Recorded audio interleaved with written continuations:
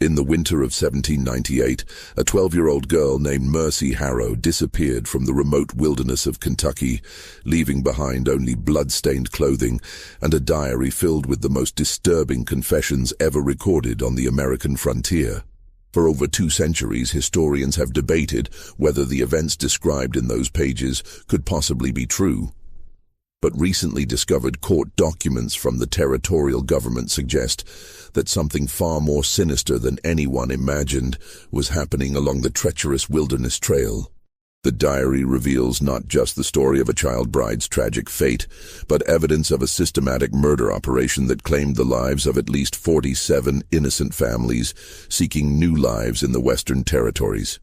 What makes this case particularly haunting is that Mercy Harrow wasn't just a victim. She may have been the only witness to one of the most prolific killing sprees in early American history, trapped in a nightmare where her own husband was the architect of unspeakable horrors. Before we continue with the story of Mercy Harrow and the dark secrets buried along Kentucky's wilderness trail, I want to ask you to hit that subscribe button and tell me in the comments what state or city you're listening from. Because this story shows us that evil can hide behind the most charming faces, even in the places we call home.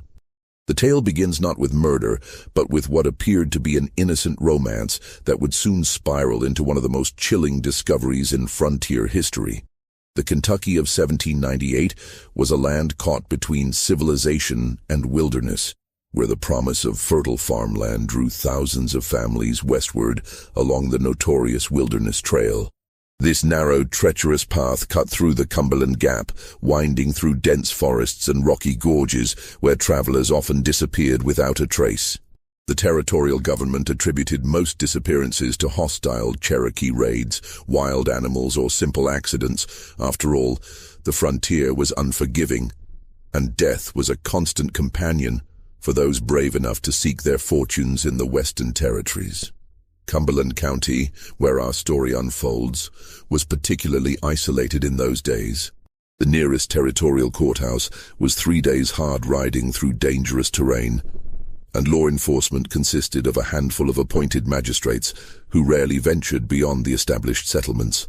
This lawless landscape became the perfect hunting ground for those with darker intentions, where a man could disappear a family and face no questions, where screams in the night were dismissed as the sounds of nature claiming another victim.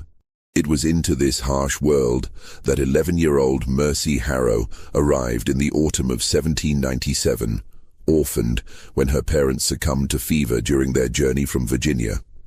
She had been traveling with the Caldwell family, distant relatives who reluctantly agreed to care for her until they could find her more permanent arrangements in one of the established settlements. But fate, or perhaps something far more sinister, had other plans for young Mercy.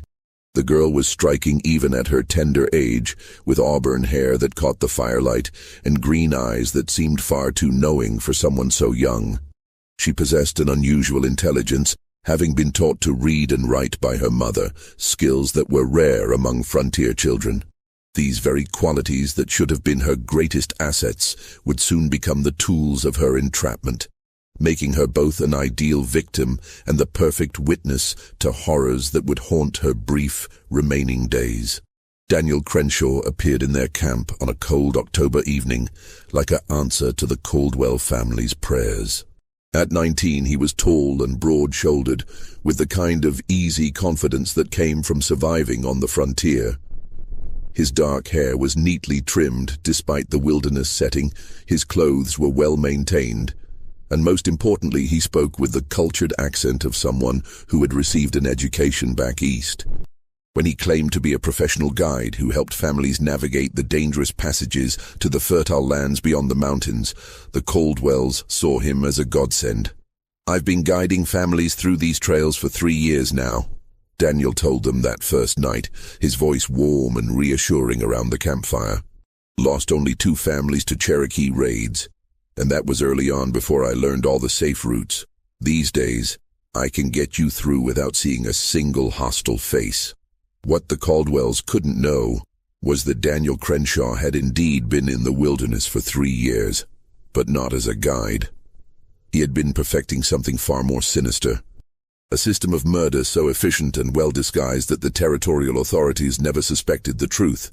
The two families he claimed to have lost to Cherokee raids had not fallen victim to hostile natives. They had died by Daniel's own hand, their bodies fed to the wilderness, while their possessions funded his increasingly elaborate schemes. Young Mercy first noticed Daniel watching her during the evening meal on his second day with their group. While the adults discussed routes and provisions, she felt his eyes upon her with an intensity that made her stomach flutter in ways she didn't understand. At 11, she had never experienced romantic attention, but there was something in Daniel's gaze that spoke to the part of her that was already beginning to mature into womanhood. "You're quite different from most frontier girls," he said to her quietly as she helped clean the cooking pots by the stream. "You have learning. I can see it in how you carry yourself. Your parents taught you to read, didn't they?" Mercy nodded shyly, surprised by his attention. "Mama said education was the one thing no one could take from me, no matter how poor we became."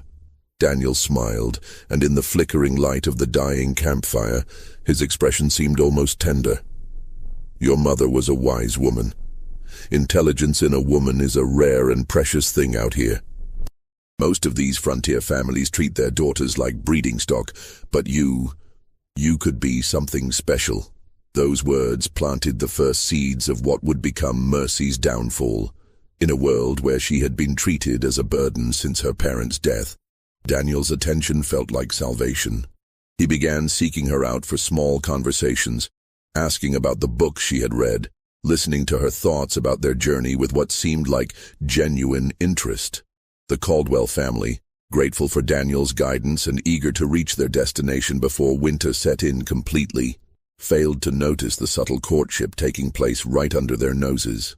They were too focused on the practical matters of survival to pay attention to the way their young charge's eyes lit up whenever the handsome guide spoke to her, or how she had begun taking extra care with her appearance each morning. It was on the night of October 23rd, 1797, that Daniel made his move. Not on the Caldwells, but on Mercy's heart. He approached her as she sat apart from the others, writing in the small journal her mother had given her before dying. "I've been thinking about something," he said, settling beside her on the fallen log where she sat. "The Caldwells plan to leave you with the Methodist mission in Lexington, don't they?" Mercy nodded, her heart sinking at the reminder. She had been dreading that moment for weeks. "That's no life for a girl like you," Daniel continued, his voice dropping to an intimate whisper. "Those mission women will try to break your spirit, make you into another docile frontier wife, pumping out babies for some farmer who can't even read his own name." "What choice do I have?" Mercy asked, her voice barely audible. "I have no family, no money, nowhere else to go." Daniel was quiet for a long moment, and when he spoke again, his words would seal both their fates. "You could come with me." The proposal that followed was everything a romantic 11-year-old girl could dream of. Daniel painted a picture of a life filled with adventure and purpose. She would be his partner in guiding families to safety, using her intelligence and education to help him keep detailed records of routes and weather patterns. They would travel together through the most beautiful wilderness in America, building a life based on helping others achieve their dreams.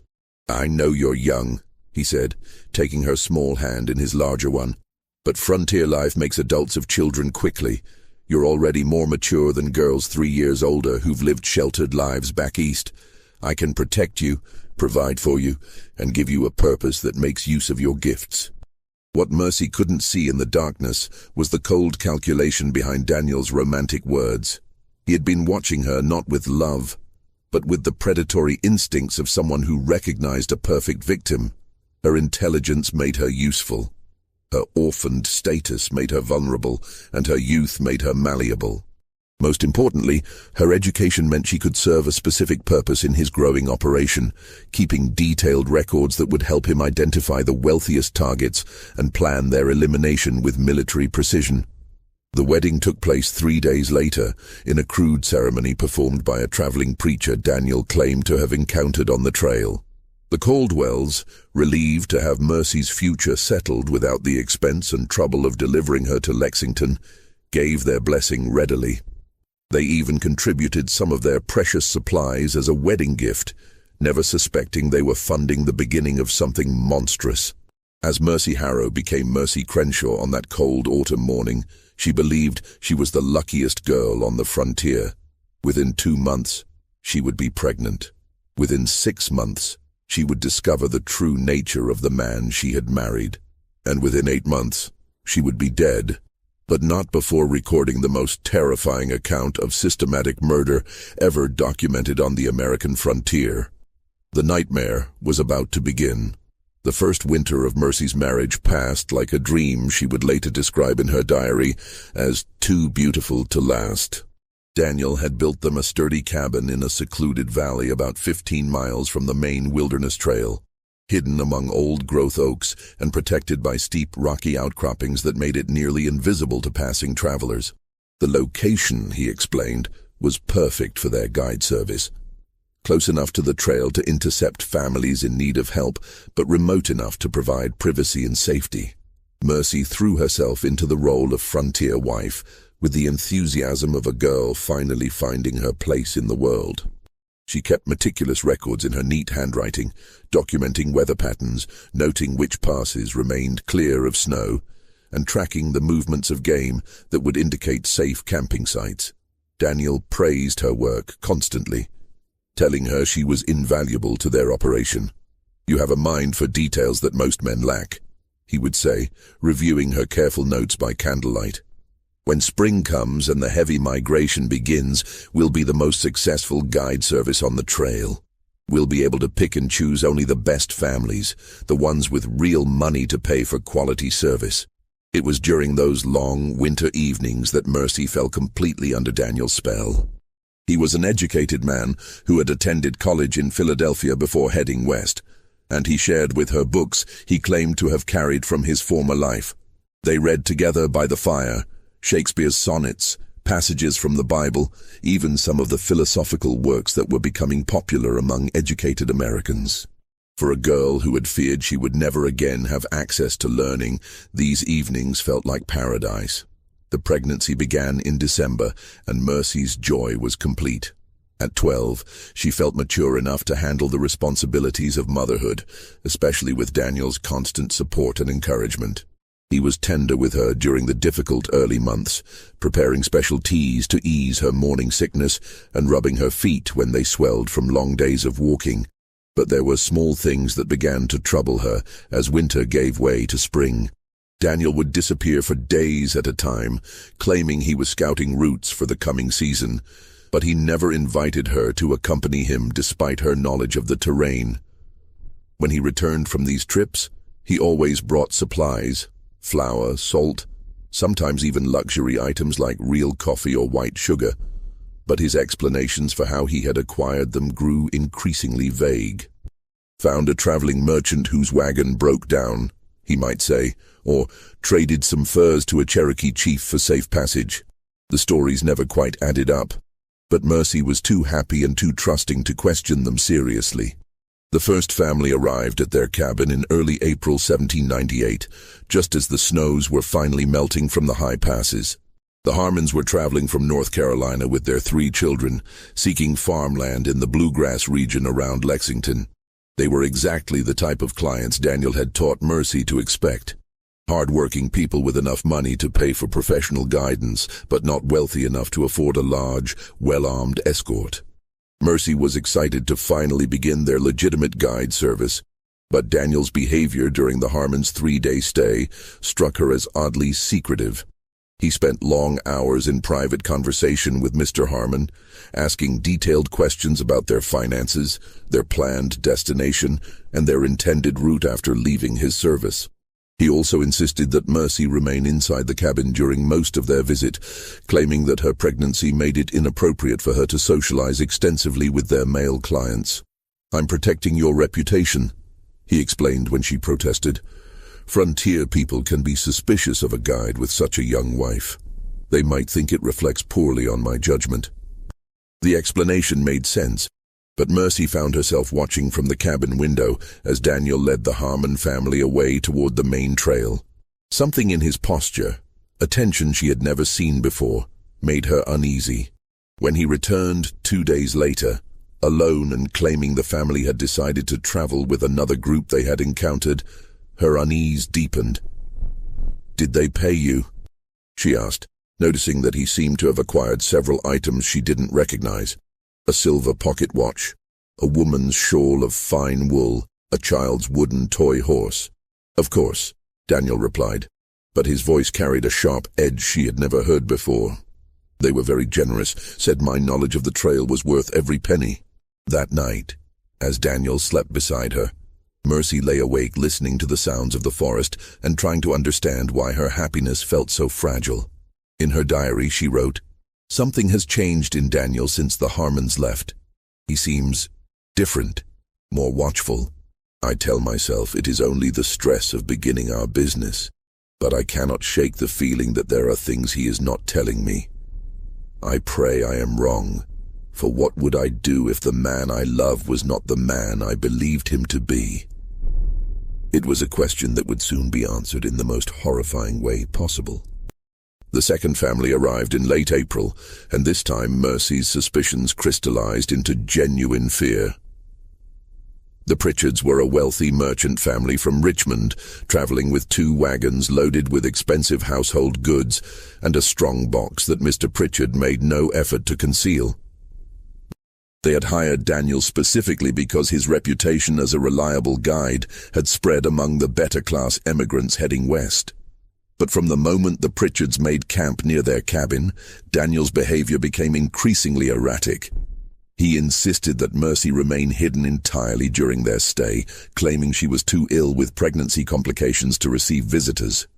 When she protested that she felt perfectly well, his response chilled her to the bone.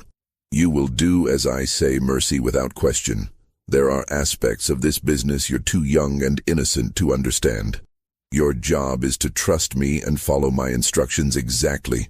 The tone was so harsh, so unlike the gentle husband she had known, that Mercy found herself obeying without further argument.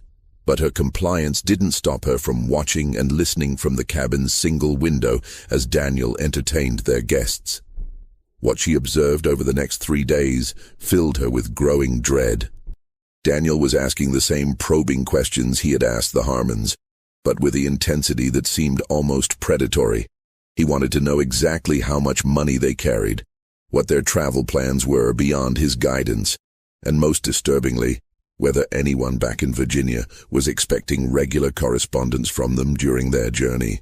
"We're hoping to establish ourselves quickly," Mrs. Pritchard confided during one evening meal that Mercy could hear clearly from her hiding place. "My husband has letters of introduction to several businessmen in Lexington, and we're hoping to purchase a large tract of land before winter." "Wise planning," Daniel replied, and even from a distance Mercy could hear something cold in his voice. "And no doubt your family back in Richmond will be eager for news of your safe arrival." "Oh, we have no family left in Virginia," Mr. Pritchard said with a laugh. "That's part of why we're making this move. We're free to start completely fresh with no one depending on us or expecting regular letters." That night, Mercy heard Daniel moving around outside the cabin long after their guests had retired to their wagons. When she peered through the window, she saw him examining the Pritchards' horses and wagons with the focused attention of someone conducting an inventory. The sight sent ice through her veins, though she couldn't yet articulate why. The next morning, Daniel announced that he would personally escort the Pritchards through the most dangerous section of the trail, a narrow passage through Devil's Canyon where Cherokee raids were supposedly common. He would be gone for at least a week, he told Mercy, and she was to remain at the cabin no matter what she heard or saw. "Promise me," he said, gripping her shoulders with painful intensity. "Promise me you won't leave this cabin for any reason until I return." Mercy promised, but as she watched Daniel lead the heavily loaded Pritchard wagons toward the canyon trail, every instinct screamed that something was terribly wrong. She spent the day pacing the cabin like a caged animal, her pregnancy making her movements awkward, but doing nothing to calm her agitation. It was near sunset when she heard the first gunshot echoing from the direction of Devil's Canyon. Then another. Then screaming, high-pitched and desperate, cut short with terrifying abruptness.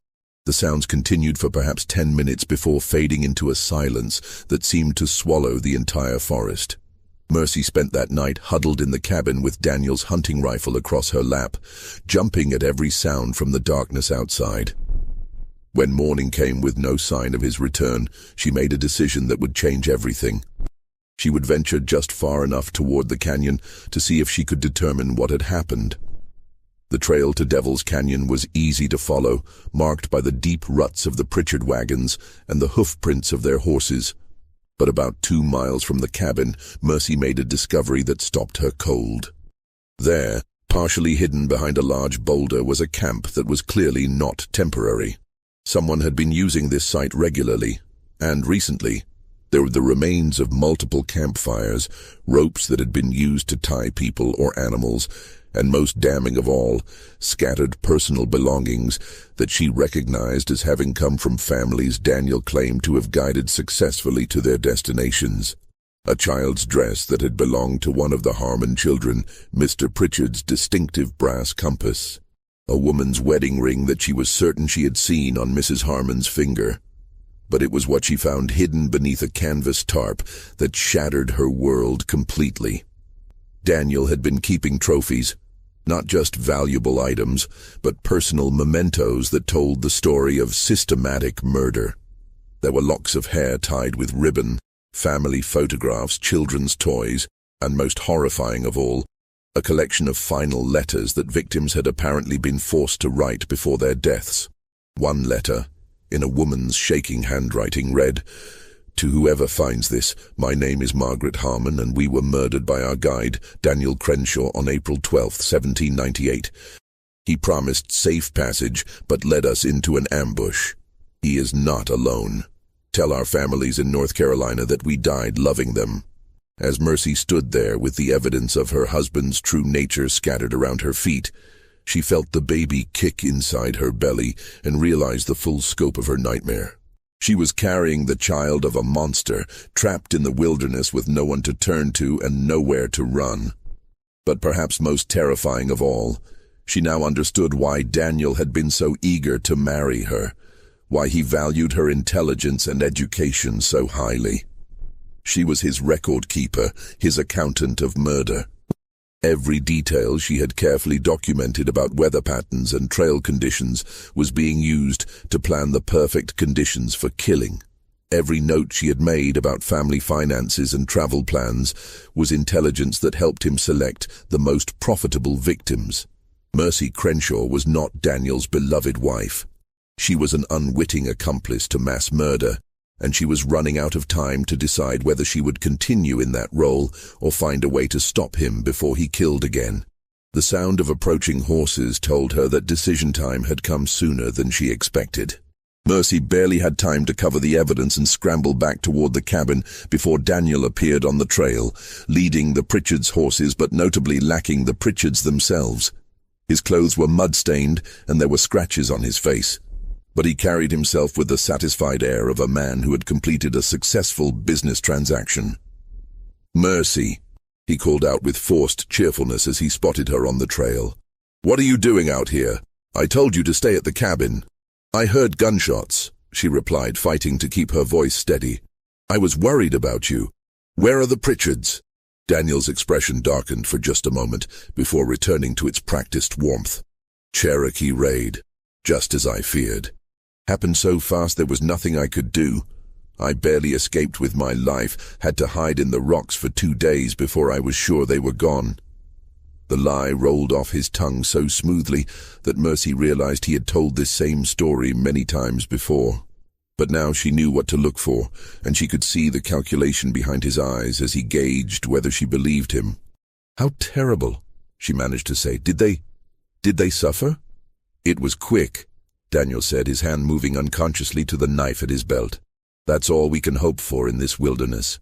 As they walked back to the cabin together, Mercy's mind raced through everything she had seen and heard over the past months. The suspicious supplies Daniel brought back from his scouting trips. His detailed questions about their clients' finances and family connections, the way he had insisted she remain hidden from view, and now the evidence hidden near Devil's Canyon that proved he was systematically murdering the families who trusted him with their lives. But what terrified her most was the realization that Daniel was not working alone. The evidence pointed to a larger operation, and she began to understand why he had married her. A young, pregnant wife provided the perfect cover for a man whose business required him to appear trustworthy and settled. Who would suspect a devoted family man of being a cold-blooded killer? That evening, as Daniel sorted through the Pritchards' belongings with the casual efficiency of long practice, Mercy made another chilling discovery. In her sewing basket, hidden beneath balls of yarn, she found a small leather journal that she had never seen before. When she opened it during a moment when Daniel was outside tending to the horses, she found page after page of meticulous records written in his neat handwriting. The journal was a ledger of murder. Every family Daniel had guided over the past 3 years was listed with details of their financial worth, their planned destinations, and the methods used to kill them. The Harmons had been shot during a staged Cherokee attack. The Pritchards had been poisoned with hemlock extract and then finished off with knives to make their deaths appear violent. But it was the final entries that made Mercy's blood run cold. Daniel was planning to kill her immediately after the baby was born. In his calculation, a crying infant would be a liability that could attract unwanted attention, and a wife who had seen too much was an even greater risk. He had already identified a story to explain her disappearance. She would die in childbirth, a common enough occurrence on the frontier that no one would question it. The journal also revealed the scope of his operation. Daniel was part of a network of at least 6 men who worked different sections of the Wilderness Trail, sharing information about wealthy targets and coordinating their attacks to avoid suspicion. They had killed at least 47 families over the past 3 years, accumulating a fortune in gold, jewelry, and valuable goods that they converted to cash through contacts in New Orleans and Charleston. As Mercy sat there reading the documented evidence of mass murder, she felt the baby kick violently inside her, as if responding to her terror. She was 7 months pregnant, isolated in the wilderness with a man who planned to kill her in 2 months, and she had no idea how many other killers might be nearby. But perhaps most terrifying of all, she realized that someone was watching her read the journal. Through the cabin window, she could see a figure moving in the tree line. Someone Daniel had not told her about. Someone who had been observing their cabin for who knew how long. Just when we thought we'd seen it all, the horror in Mercy's situation intensifies. If this story is giving you chills, share this video with a friend who loves dark mysteries, hit that like button to support our content, and don't forget to subscribe to never miss stories like this.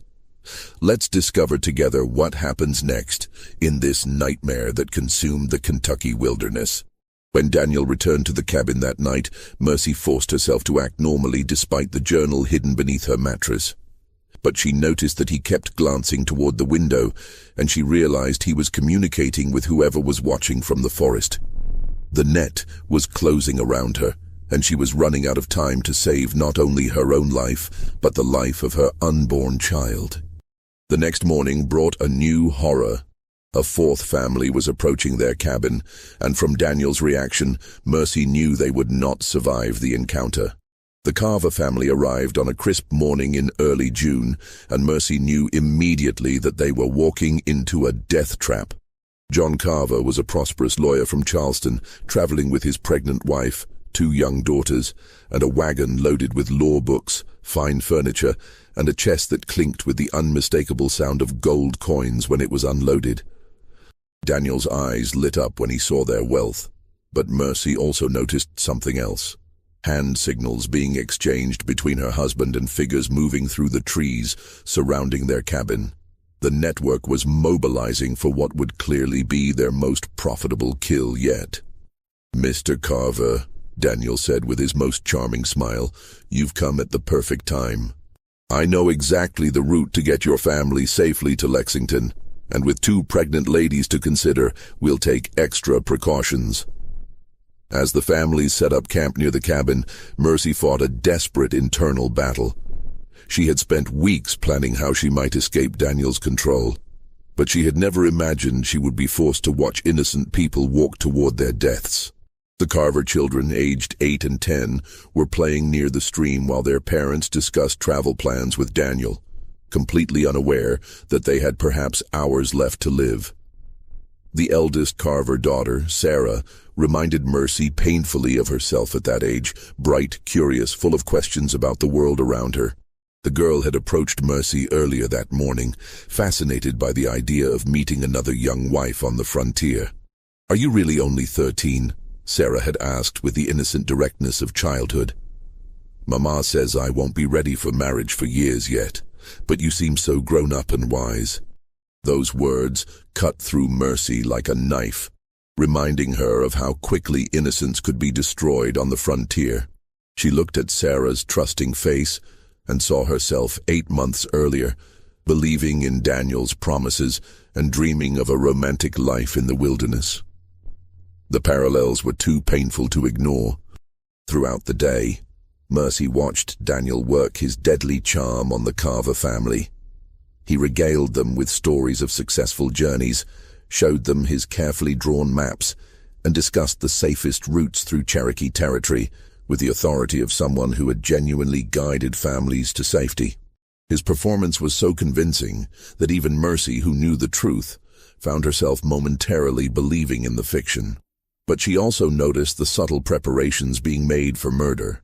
Daniel's scouting trips around the camp were actually reconnaissance missions, identifying the best positions for his accomplices to attack. His detailed questions about the family's finances were intelligence gathering for the theft that would follow their deaths.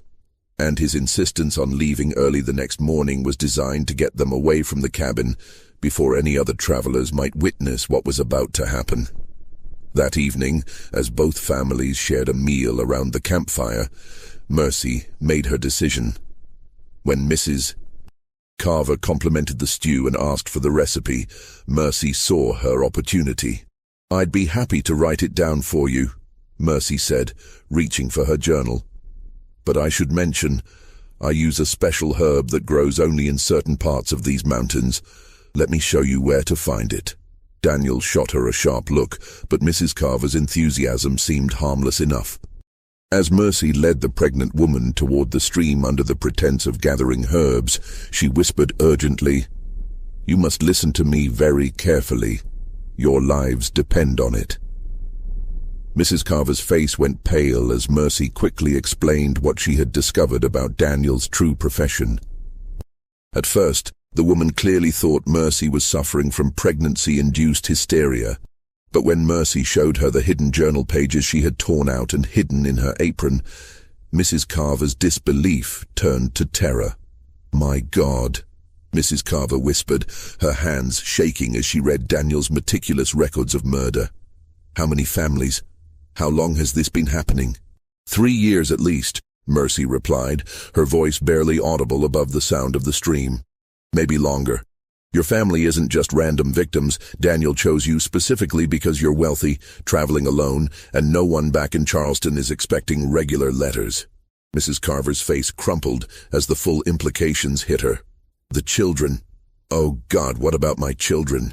We have to warn my husband," she whispered. "No," Mercy said firmly, gripping the woman's arm. "Daniel's not alone. There are at least 3 others watching us right now. If you act suspicious, they'll kill everyone immediately. We need a different plan."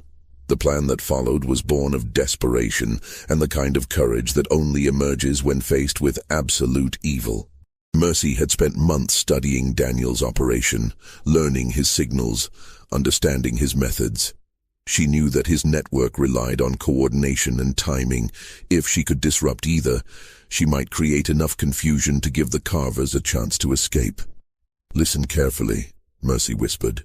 "Mercy, Daniel will suggest leaving at dawn, taking you through Devil's Canyon where the attacks usually happen. But tonight, I'm going to create a diversion. When you see the signal fires, you take your family and run toward the main trail. Don't stop, don't look back. And don't trust anyone you meet until you reach the territorial militia post at Boonesborough. What about you? Mrs. Carver asked, her eyes filling with tears as she looked at Mercy's swollen belly. I can't run, Mercy said simply, but I can give you time. That's all that matters now. What followed was the most desperate gambit of Mercy's young life. She convinced Mrs. Carver to return to camp and act normally while she made her final preparations. That night, as the adults settled down to sleep and Daniel made his preparations for what he believed would be an easy kill, Mercy put her plan into motion. She had spent hours studying Daniel's journal, and she knew that his method relied on surprise and the isolation of the victims. But she had also noticed something else. The killers were superstitious men who feared anything that might attract the attention of territorial authorities. If she could create enough noise and confusion, they might decide the risk was too great and abandon their plan. At midnight, Mercy crept from the cabin, moving with the careful stealth Daniel had taught her during their months together. Her pregnancy made her movements awkward, but adrenaline and desperation gave her strength she didn't know she possessed. First, she made her way to where the Carvers' horses were tied, quietly leading the animals away from the camp and toward a hidden grove she had prepared earlier.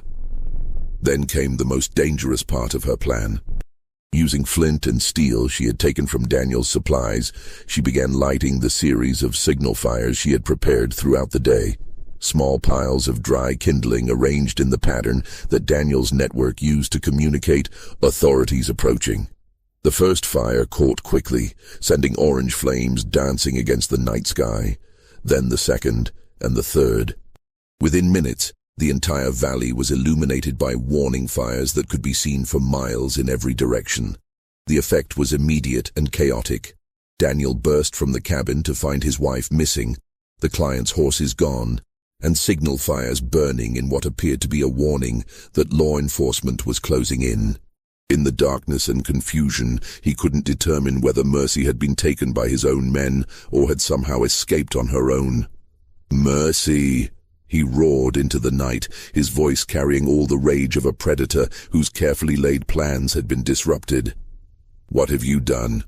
But Mercy was already moving to the next phase of her plan. While Daniel and his hidden accomplices tried to understand what was happening, she crept back toward the Carver camp, where Mrs. Carver was already awakening her family and preparing them for flight. "The horses are waiting in the grove beyond the creek," Mercy whispered urgently. "Follow the stream until you see the white stone marker I left, then turn east toward the main trail." "Come with us," Mrs. Carver pleaded, but Mercy shook her head. "Someone has to stay to keep them confused. If we all disappear at once, they'll know what happened and track you down. This way, they'll waste time looking for me first." The next few minutes were a heart-stopping dance of stealth and terror as the Carver family crept through the darkness toward safety. 8-year-old Mary Carver stumbled over a fallen log and cried out in pain, the sound echoing through the forest like a gunshot. Suddenly, Daniel's voice was roaring through the darkness. "Find them! Find them all! No witnesses!" What followed was a deadly game of cat and mouse through the Kentucky wilderness, with a heavily pregnant 13-year-old girl trying to guide a terrified family to safety, while killers closed in from all directions. Mercy's intimate knowledge of the terrain gave her an advantage, but Daniel knew her too well. He could predict where she would go and how she would think. The chase lasted until dawn, with the sounds of pursuit growing closer with each passing hour. Daniel's men had spread out through the forest, using hunting calls to coordinate their movements as they systematically searched every possible hiding place. Several times, the Carvers came within yards of discovery, saved only by Mercy's quick thinking and knowledge of hidden caves and animal paths. But exhaustion and Mercy's advancing pregnancy finally forced them to take shelter in a cave she had discovered months earlier during her explorations of the surrounding wilderness.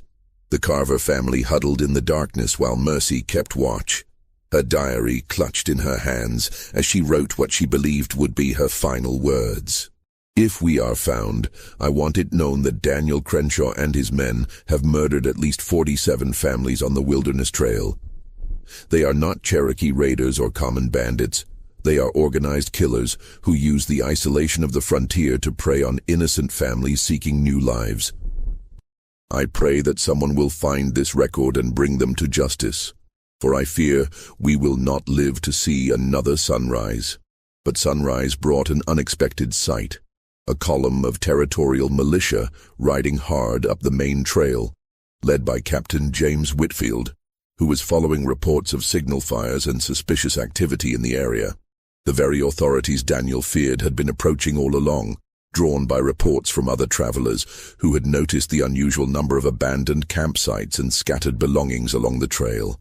As the militia surrounded Daniel's cabin and began their investigation, Mercy faced the most difficult decision of her life. She could reveal everything she knew and ensure that the killers faced justice.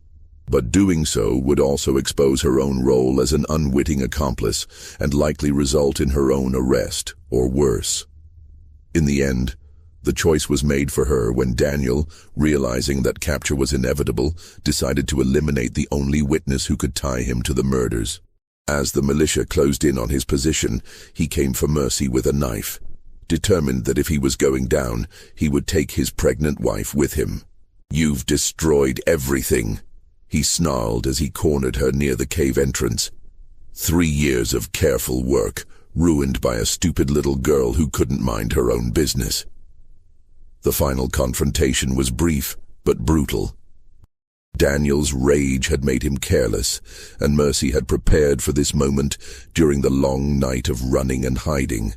As he lunged at her with the knife, she managed to get her hands on one of his own pistols, a weapon she had learned to use during their months together on the frontier.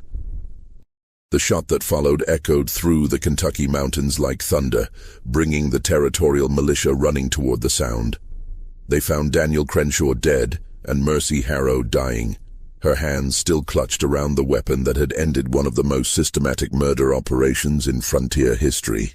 The final pages of Mercy's diary, discovered clutched in the hands of a 13-year-old girl who had died protecting not only the Carver family, but the evidence that would expose one of the most systematic murder operations in frontier history, became the foundation for the most significant criminal investigation in the early history of the Kentucky Territory. Captain James Whitfield of the Kentucky Territorial Militia, a veteran of Indian warfare who had seen more than his share of frontier violence, would later write in his official report that he had never encountered anything as methodical and cold-blooded as Daniel Crenshaw's operation.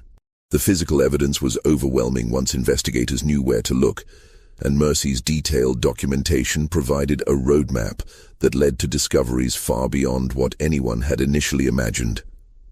The hidden camp near Devil's Canyon yielded the remains of dozens of victims carefully buried in unmarked graves that would have remained hidden forever, if not for Mercy's courage.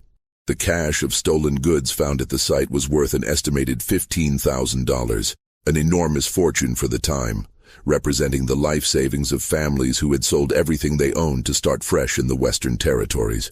But perhaps most chilling was Daniel's meticulous record-keeping, which revealed the true scope of his network's activities.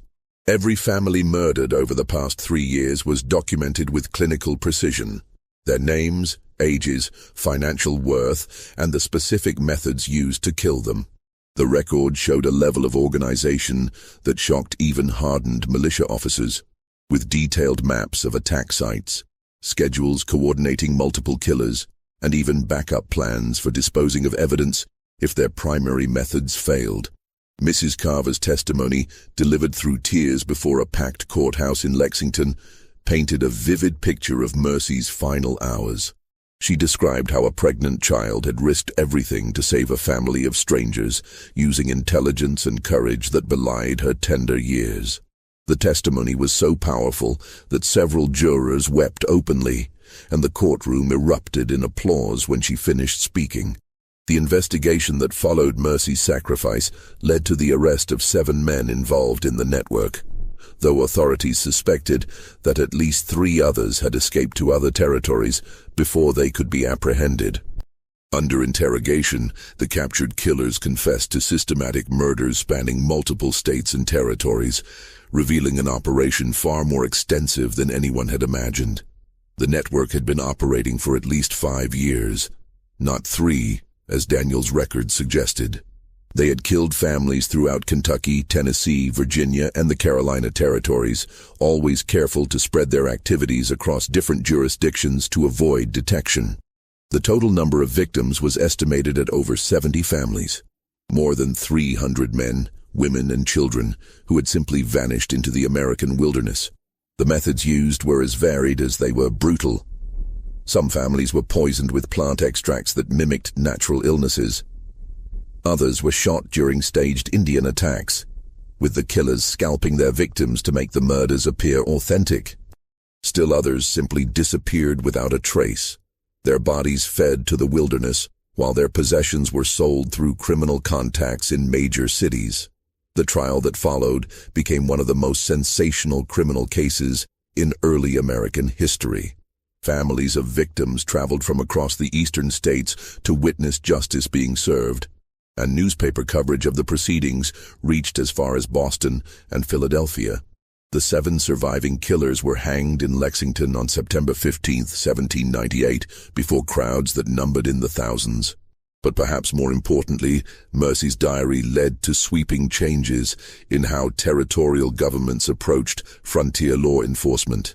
The case exposed dangerous gaps in communication between different jurisdictions, allowing criminals to operate across territorial boundaries without fear of detection. New protocols were established requiring regular reports between territorial militias, and a system of wanted notices was created to track suspected criminals across state lines. New regulations required all professional guides to be licensed and bonded through territorial authorities, with mandatory check-ins at established outposts along major migration routes.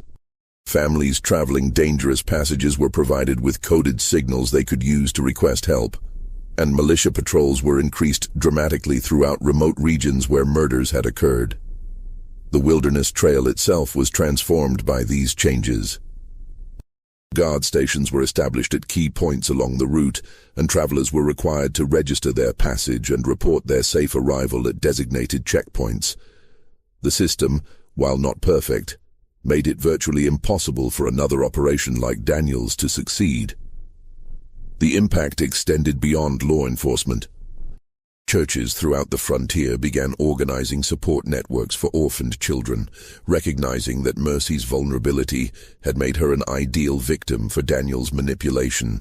The Methodist Mission in Lexington, where Mercy was originally supposed to be placed, established new protocols for placing orphaned children with carefully vetted families rather than leaving them in institutional care. The Carver family, whose lives had been saved by Mercy's sacrifice, dedicated themselves to ensuring that her story would not be forgotten. John Carver used his legal expertise to help draft many of the new laws protecting frontier travelers, while his wife Sarah established a fund that provided education and support for orphaned children throughout the Kentucky Territory.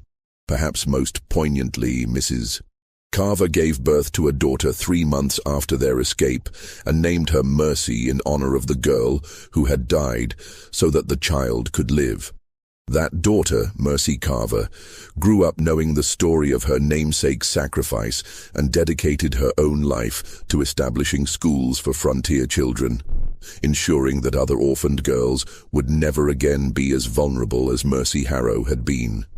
The physical location where Mercy made her final stand became something of a shrine for travelers on the Wilderness Trail. For decades, families would stop at what became known as Mercy's Cave to leave flowers, children's toys, or small tokens of remembrance. Local Cherokee leaders, who had long been blamed for murders Daniel committed, participated in these memorial ceremonies as a way of honoring a girl who had cleared their name through her sacrifice. Modern historians who have studied the case estimate that the true number of victims may have been far higher than the documented murders. Daniel's network had been evolving their methods, becoming more sophisticated in how they selected targets and disposed of evidence.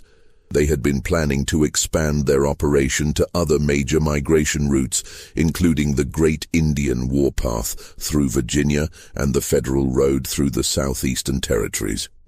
Recovery efforts continued for years after the trial, as investigators used Daniel's records to locate additional burial sites and identify remains. Families across the eastern states finally learned the fate of relatives who had simply vanished while traveling west, providing closure that had seemed impossible just months earlier. The case also revealed the broader criminal networks that had developed to support such operations. Daniel's group had connections with corrupt merchants in New Orleans, Charleston, and Richmond, who helped convert stolen goods into cash. These investigations led to additional arrests and exposed a level of organized crime that authorities had never suspected existed on the frontier. Yet for all the historical significance of her sacrifice, Mercy Harrow remains largely forgotten by mainstream American history. Her story survives primarily in regional archives, court records, and family documents, overshadowed by the broader narratives of Western expansion and frontier heroism. Perhaps this oversight reflects the uncomfortable truth that her story reveals, that even in America's earliest days, when communities were small and everyone supposedly knew their neighbors, the most dangerous predators were those who understood how to exploit trust and vulnerability.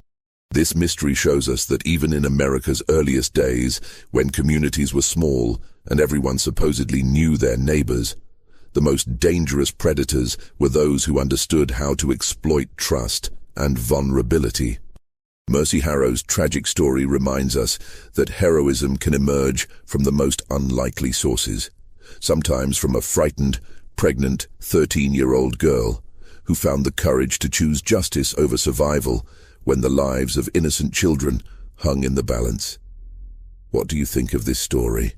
Do you believe everything was revealed, or do you think there are still secrets buried in the Kentucky wilderness? Leave your comment below and share your thoughts about how such crimes could have gone undetected for so long. If you enjoyed this tale and want more horror stories like this, subscribe, hit the notification bell, and share with someone who loves mysteries. The frontier may be gone, but the lessons from Mercy Harrow's sacrifice remain as relevant today as they were over 2 centuries ago. See you in the next video.